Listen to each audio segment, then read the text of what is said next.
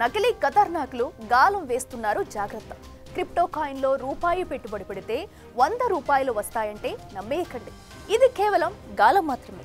అయితే మనకు గాలం వేయడానికి మనలాంటి వారిని ఇంకొందరిని బలిపశువుల్ని చేస్తున్నారు ఈ కేటగాళ్లు. మయన్మార్లో అడ్డా పెట్టి సైబర్ క్రైమ్లు యథేచ్ఛగా సాగిస్తున్నారు. ఉద్యోగాల పేరుతో యువకుల్ని రిక్రూట్ చేసుకుంటూ దొంగదారుల్లో రవాణా చేస్తున్నారు. బంధించి వేధించి వాళ్ళ చేత ఈ నేరాలు చేస్తున్నారు. తాజాగా ఈ సైబర్ నేరాల బాధితుల్ని పోలీసులు భారత్ తీసుకొచ్చారు. వారిలో తెలంగాణకు చెందిన యువకులు కూడా ఉన్నారు. ఇంతకీ వీళ్ళు ఈ వలలో ఎలా చిక్కుకున్నారు? క్రిప్టో కాయిన్ పేరుతో జనాల్ని ఎలా మోసం చేసేవాళ్ళు? Let's focus.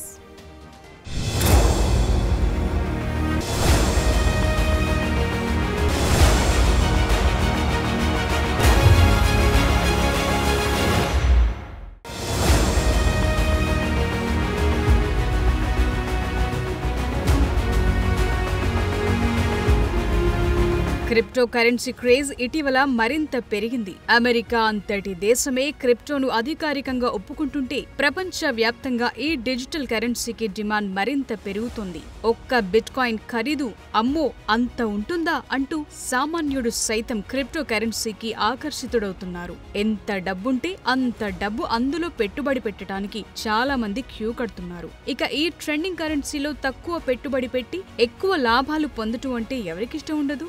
సరిగ్గా ఇదే అభిప్రాయం కేటుగాళ్లకు అవకాశంగా మారింది. క్రిప్టో కరెన్సీని గాలం వేసి సాధ్యమైనంత దోచుకోవటానికి భారీ కంపెనీలనే నడిపిస్తున్నారు. దీనికోసం యువతను ఉద్యోగాల పేరుతో రిక్రూట్ చేసుకుంటూ వాళ్లతోనే నేరాలు చేయిస్తున్నారు. అక్రమంగా వాళ్లను ఇతర దేశాలకు రవాణా చేసి అక్కడ బంధించి వేధించి అమాయక జనాల్ని వలలు వేసుకుంటున్నారు. అందినంత లాగి అకౌంట్ లాక్ చేస్తున్నారు. అయితే ఇంత దారుణమైన మోసంలో బలయ్యేది ఇద్దరే. ఒకరు ఉద్యోగం కోసం వాళ్లకు బందీ అయిన యువత, వారి చేతిలో మోసపోయిన అమాయక జనం. ఇప్పుడు ఈ రాకెట్ ను భారత పోలీస్ వర్గాలు ఛేదించాయి. మయన్మార్లో నడిచే ఈ అక్రమ సైబర్ జన్ల నుండి బాధిత యువకుల్ని భారత్ తరలిస్తున్నారు.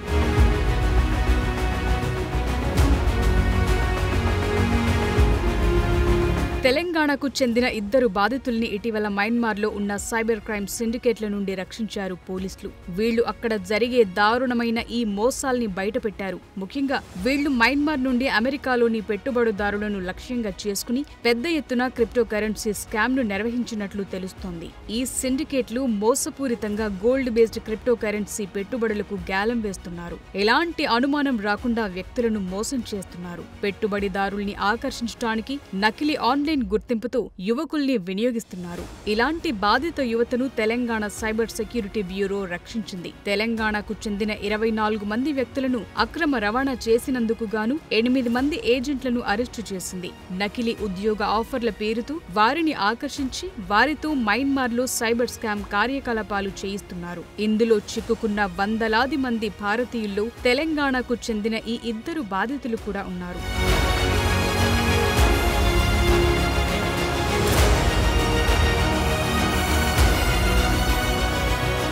నల్గొండ జిల్లాకు చెందిన బాధితుల్లో ఒకరైన 23 ఏళ్ల కాటం వేణును KK4 పార్కులోని షాన్స్ హబ్ కంపెనీకి నియమించారు ఈ సైబర్ కేటుగాళ్లు. అక్కడ అతనికి E18 అనే నకిలీ గుర్తింపునిచ్చారు. వాట్సాప్, ఫేస్బుక్ లో ఒక మహిళగా నటిస్తూ అమెరికాలోని పెట్టుబడిదారులతో మాట్లాడమని చెప్పారు. ఇక చైనీస్ ఆపరేటర్ల నియంత్రణలో ఉన్న ఈ ప్లాట్ఫామ్ ద్వారా క్రిప్టో కరెన్సీ బంగారు నాణాలను కొనుగోలు చేయమని పెట్టుబడిదారులను ఒప్పించడం అతని పని. అలాగే వాళ్లు పెట్టే పెట్టుబడులు లాభదాయక కనిపించేలా చేయటం. స్కామర్లు ఈ ప్లాట్ఫామ్ లో నాణాల ధర గ్రాఫ్ ను తారుమారు చేస్తుంటారు. ఇలాంటి వాతావరణంలో బాధితుడైన వేణు వారాల తరబడి పెట్టుబడిదారులతో చాట్ చేస్తూ వచ్చారు. ఒకవేళ ఎవరైనా పెట్టుబడిదారుడు అనుమానం వచ్చే సందేహాలు అడిగితే వాళ్లను మరింత మాయ చేయటానికి కాల్ సెంటర్ల నుండి మహిళలతో వీడియో కాల్లను చేయిస్తారు. చివరికి ఎవరైనా బాధితులు తమ పెట్టుబడులను ఉపసంహరించుకోవటానికి ప్రయత్నిస్తే వాళ్ల అకౌంట్ లో డబ్బులు లాక్ అయిపోతాయి. అకౌంట్ అందుబాటులో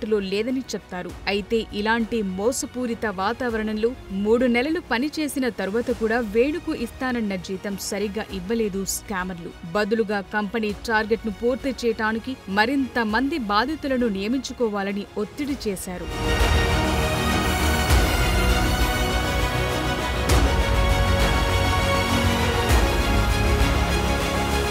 తెలంగాణకు చెందిన మరో బాధితుడు హైదరాబాద్లోని జహనుమాకు చెందిన 23 మొహమ్మద్ అర్బాజ్ బిన్ బాజర్. ఇతన్ని KK2 KK పార్కులోని జంటూ కంపెనీలో ఉంచారు. అక్కడ అతను సోషల్ మీడియా మ్యానిప్యులేషన్ ఉపయోగించి క్రిప్టో కరెన్సీ మోసంలో శిక్షణ పొందాడు. తరువాత స్కామర్లు అతడి నకిలీ ఫేస్బుక్ ఖాతాలను సృష్టించారు. ఇక్కడ అర్బాజ్ పాత్ర NRIగా సెలబ్రిటీగా నటించాల్సి ఉంది. దీంతో అతడి సోషల్ మీడియా అకౌంట్ కి తగినంత మంది ఫాలోవర్స్ వచ్చిన తరువాత అతని బృందం కలిసి అందులో కొంతమంది వ్యక్తులను ఎంచుకోవాలి. దానికోసం ఫాలోవర్లలో నమ్మకాన్ని పెంచడానికి పర్సనల్ చాటింగ్ కోసం ఫ్రెండ్ రిక్వెస్టులను పంపుతారు. ఇలా ఈ సిండికేట్ నిజమైన US వాట్సాప్ నంబర్ల యాక్సెస్ ను పొందుతుంది.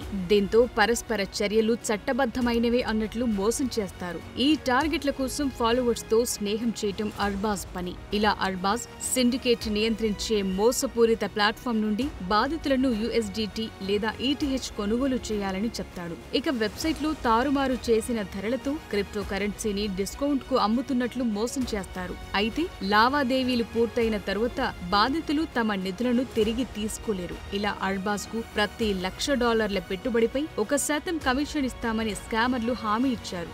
కానీ అతడు చేసిన 2 నెలల పనికి కేవలం 31,000 థాయ్ బాట్ మాత్రమే చెల్లించారు.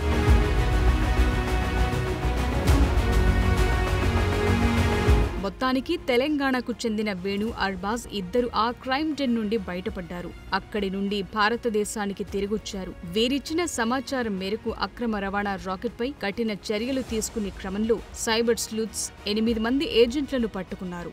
మయన్మార్లోని సైబర్ క్రైమ్ డెన్స్లను, మానవ అక్రమ రవాణా చేస్తున్న 8 మంది ఏజెంట్లను తెలంగాణ సైబర్ సెక్యూరిటీ బ్యూరో మార్చి 14న అరెస్టు చేసింది.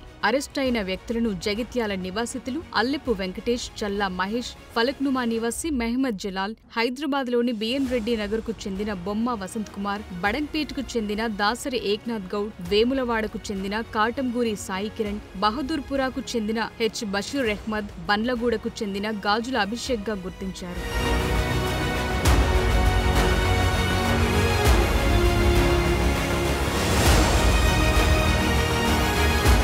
అయితే ఈ ఆపరేషన్లో భాగంగా సదరు స్కామ్లో పాల్గొన్న 15 మంది ఏజెంట్లు, మధ్యవర్తులను కూడా పోలీసులు గుర్తించారు. ఇందులో 8 మంది వ్యక్తులను అరెస్టు చేయగా మిగిలిన అనుమానితులు పరారీలో ఉన్నట్లు తెలుస్తోంది. వారిలో 5గురు ప్రస్తుతం విదేశాల్లో ఉన్నారని Telangana cyber security bureau director Shikha Goyal ధృవీకరించారు. కాగా పరారీలో ఉన్న వ్యక్తులను గుర్తించి తగిన చర్యలు తీసుకోవడానికి ప్రయత్నాలు జరుగుతున్నట్లు శిఖా గోయల్ తెలిపారు. ఇక తెలంగాణలోని వివిధ సైబర్ క్రైమ్ పోలీస్ స్టేషన్లలో 10 మంది బాధితుల ఫిర్యాదుల ఆధారంగా ఇప్పటి వరకు 9 కేసులు నమోదైనట్లు తెలుస్తోంది.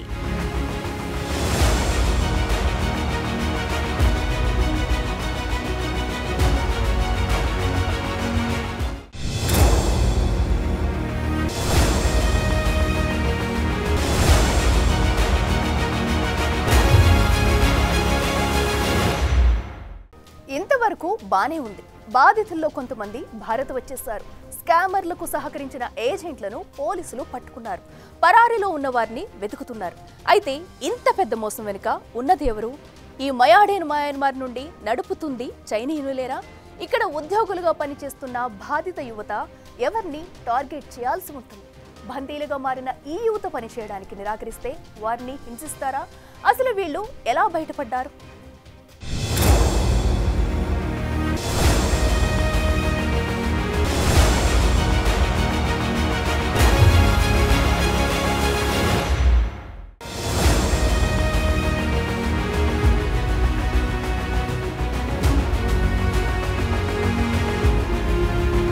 ఏదైనా దేశంలో రహస్యంగా ఒక స్కామ్ జరుగుతుందంటే దాన్ని గుర్తించడం చాలా కష్టం. ముఖ్యంగా విదేశాల్లో జరుగుతున్న దాన్ని మన దేశం నుండి ట్రేస్ చేయడం మరింత కష్టం. ఇక సైబర్ నేరాలు మితిమీరుతున్న కాలంలో ఏ మోసం ఎక్కడి నుండి జరుగుతుందో తెలుసుకోవడం కూడా అసాధ్యం. కానీ దొంగతనం ఎప్పుడైనా బయటపడక మానదు. అలాగే మయన్మార్ నుండి నిర్వహిస్తున్న ఈ నేరాలు కూడా బయటపడ్డాయి. భారత విదేశాంగ మంత్రిత్వ శాఖ ప్రకారం మయన్మార్, థాయిలాండ్ సరిహద్దుల్లోని సైబర్ క్రైమ్ కేంద్రాల నుండి ఇలాంటి బాధితులు 549 మంది రెస్క్యూ అయ్యారు. వీళ్లను 2 సైనిక విమానాల్లో స్వదేశానికి తీసుకొచ్చింది భారత ప్రభుత్వం. వీరిలో 24 మంది తెలంగాణకు చెందిన వారున్నారు. వీళ్లు మార్చి 11, 12 తేదీల్లో ఢిల్లీ నుండి హైదరాబాద్ కు వచ్చినట్లు తెలంగాణ పోలీసులు తెలిపారు. వీళ్లు సొంత ప్రాంతాలకు తిరిగి వచ్చిన తర్వాత ఇలా విదేశీ ఉద్యోగాల ముసుగులు బాధితులను అక్రమ రవాణా చేసిన వాళ్ళు ఎవరనే దిశగా తెలంగాణ సైబర్ సెక్యూరిటీ బ్యూరో దర్యాప్తు ప్రారంభించింది. అలాగే డేటా ఎంట్రీ ఉద్యోగాల ముసుగులో మయన్మార్ కు సైబర్ నేరాల కోసం అక్రమ రవాణాకు గురైన బాధితుల నుండి జాతీయ దర్యాప్తు సంస్థ వాంగ్మూలాలను నమోదు చేయడం ప్రారంభించింది.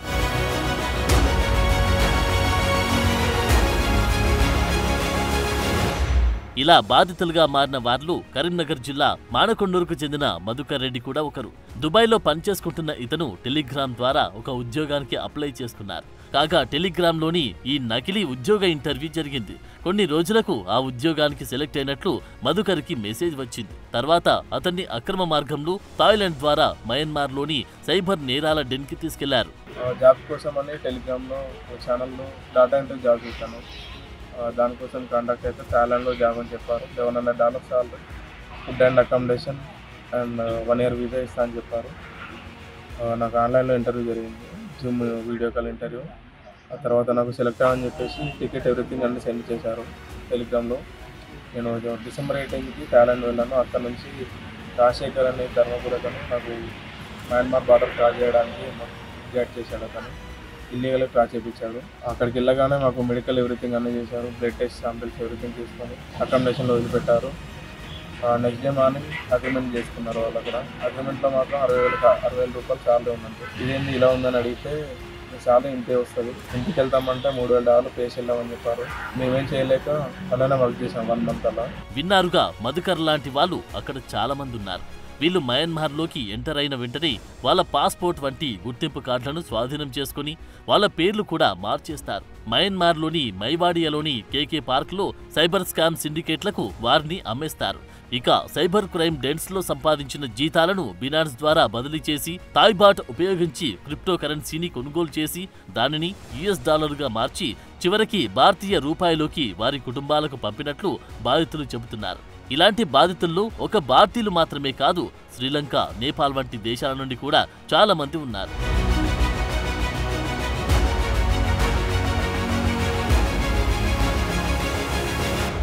ఇక ఈ స్కామర్లకు యువతను సరఫరా చేసే ఏజెంట్లలో కొందరు స్థానికంగా పనిచేస్తే మరికొందరు రాష్ట్రం బయట లేదంటే విదేశాల నుండి కార్యకలాపాలు నిర్వహిస్తుంటారు. చాలా మంది బాధితులను సోషల్ మీడియా ప్లాట్ఫామ్ల ద్వారా నియమించుకుంటారు. తర్వాత వీళ్లను థాయిలాండ్, మయన్మార్లకు పంపించి అక్కడ ఈ మోసపూరిత ఉద్యోగాల ఆఫర్లను ఇస్తారు.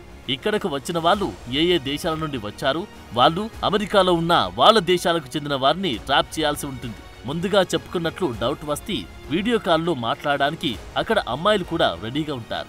ఇక ఈ సైబర్ క్రైమ్ కాంపౌండ్స్ కు చేరుకున్న తర్వాత బాధితులను ప్రతిరోజు 14 నుండి 15 గంటలు పనిచేయమని బలవంతం చేస్తారు. వర్క్ వచ్చేసి యూఎస్లో ఎవరైతే మన ఇండియన్స్ సెటిల్ అయి ఉంటారో, జీసీ కార్డు ఉన్న వాళ్ళు, అలాగే ఎంప్లాయ్మెంట్ ఉన్న వాళ్ళు, వాళ్ళని స్కామ్ చేయాలి. మాకు Facebook, Instagram fake profiles create చేసి దానిలో వాళ్ళతో మాట్లాడమని చెప్తారు. అలాగే వాయిస్ కాల్ చేయాలి. వాయిస్ కాల్స్ మాట్లాడడానికి అమ్మాయిలు ఉంటారు, 5-6 మెంబర్స్ అమ్మాయిలు ఉంటారు. వాళ్ళతో వాయిస్ కాల్స్ చేపించి మాట్లాడిస్తారు. వీళ్ళకి సపరేట్ ప్లాట్ఫామ్ ఉంటుంది క్రిప్టోలో, ProLedgers.cc అని ఒకటి సపరేట్ ఉంటుంది. దానిలో ఇన్వెస్ట్ చేపిస్తారు. జస్ట్ ఫేక్ ప్రాఫిట్ చూపెడతారు. ప్రొఫైల్లో అమౌంట్ వచ్చేసి ఫేక్ చూపెడతారు. అంటే అమౌంట్ విత్డ్రావల్ ఇవ్వరు, ఏమి ఇవ్వరు. ఇంకా మనం ఏమైనా అమౌంట్ ఇన్వెస్ట్ చేస్తే దానిలోనే వాళ్ళే ఉంటుంది. మాకు అది చేయాలని ఇంట్రెస్ట్ కూడా ఉండకపోయేది. చాలా ఫోర్స్ చేసేది, పనిష్మెంట్ కూడా ఇచ్చేవాళ్ళు. ఎండలో రన్ చేయించేవాళ్ళు. వాటర్ బాటిల్స్, ఇంకేమన్నా పెద్ద మిస్టేక్ చేస్తే కరెంట్ షాక్స్ అలాంటివి కూడా ఇచ్చేవాళ్ళు. మొత్తానికి మధుకర్ తన బంధువులను సంప్రదించిన తర్వాత భారత ప్రభుత్వం విజ్ఞప్తి మేరకు మయన్మార్ సైన్యం మయన్మార్ డెన్లోని ముఠాను పట్టుకుంది. స్కామర్ల కేంద్రంపై దాడి చేసి బాధితులను కొందరిని విడిపించింది. ఇందులో ఇటీవల 260 మందికి పైగా భారతీయులను రక్షించారు. తర్వాత వారిని రాయబార కార్యాలయంలోని భారత అధికారులకు అప్పగించారు. అయితే మధుకర్ చెప్తున్న వివరాల ప్రకారం మయన్మార్ పోలీసులు కూడా స్కామర్లకు అమ్ముడుపోయారనే విషయం తెలుస్తోంది. అందుకే అక్కడ స్థానిక పోలీసులు కూడా ఈ అక్రమ చట్టవిరుద్ధమైన వ్యవహారాల్ని చూసి చూడనట్లు వదిలేస్తున్నారనే ఆరోపణలున్నాయి. నేరుగా కేంద్ర ప్రభుత్వం రంగంలోకి దిగితే తప్ప బాధితులకు స్వేచ్ఛ లభించలేదు. దీని అర్థమేంటంటే ఇంకా మయన్మార్లో ఇలాంటి బాధితులు చాలా మంది ఉన్నారు. ఇప్పటికీ బహుశా సగం మందిని మాత్రమే ప్రభుత్వం విడిపించగలిగింది. ఇంకా ఎంతో మంది యువత మయన్మార్ మాయాఢెన్లో బందీలుగా ఉండి నేరాలు కొనసాగిస్తూనే ఉన్నారు.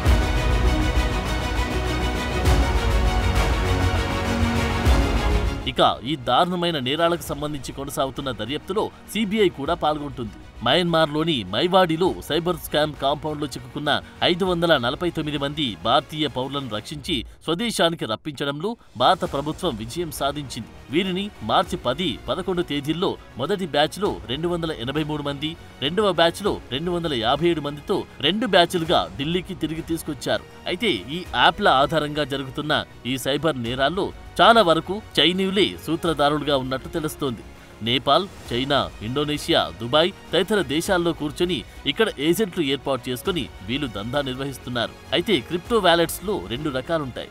ఈ వ్యాలెట్స్ లో బినాన్స్, కాయిన్ బేస్ వంటి కస్టోడియన్ వ్యాలెట్స్ తో పాటు సేఫ్ పాల్, ట్రస్ట్ వంటి నాన్ కస్టోడియన్ వ్యాలెట్స్ కూడా ఉంటాయి. అయితే వీటిలో కేంద్ర ఆర్థిక శాఖ ఆధీనంలోని ఫైనాన్షియల్ ఇంటెలిజెన్స్ యూనిట్ అనుమతి తీసుకుని నడిచేవి కస్టోడియన్ వ్యాలెట్స్. వీటిని ఆపరేట్ చేయడానికి వినియోగదారుడికి కేవైసీతో వర్చువల్ వెరిఫికేషన్ తప్పనిసరి. ఇలా చేస్తే పట్టుబడతారు గనుక నేరగాళ్లు ఎక్కువగా నాన్ కస్టోడియన్ వ్యాలెట్స్ ని వాడతారు.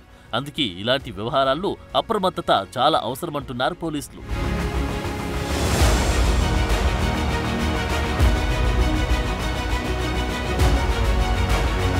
ఇక విదేశాల్లో ఉద్యోగులను అంగీకరించేటప్పుడు ముఖ్యంగా కనీస అర్హతలుంటే చాలు అధిక జీతాలిస్తామని హామీ ఇచ్చే ఉద్యోగాలకు వెళ్తున్నప్పుడు జాగ్రత్తగా ఉండాలని పోలీసులు కోరుతున్నారు. ఏదైనా ఉద్యోగానికి వెళ్తే విదేశీ యజమాని నుండి వ్రాతపూర్వక ఒప్పందం తీసుకోవాల్సి ఉంటుంది.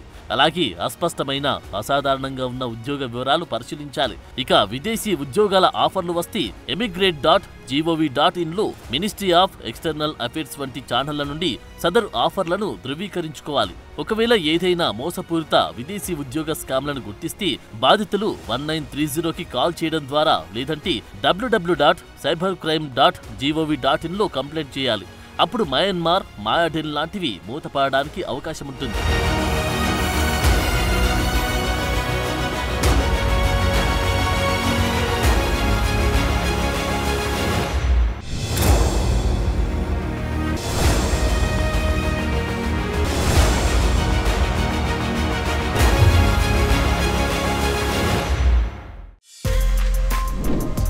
For more videos like this, subscribe Big TV channel.